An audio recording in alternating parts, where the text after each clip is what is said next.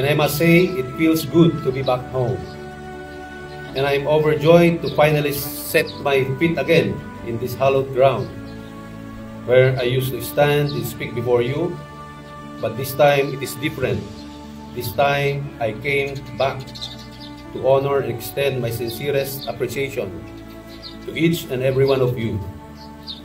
You have been an integral part of who and what I am now in my entire PNP career.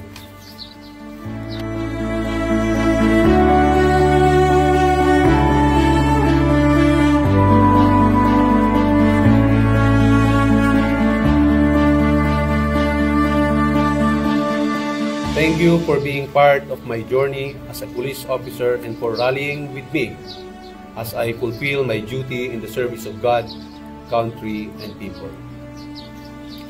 I would not have gone this far if I did not have your collective trust and support. This journey would not have been a fulfilling and gratifying if not for all of you.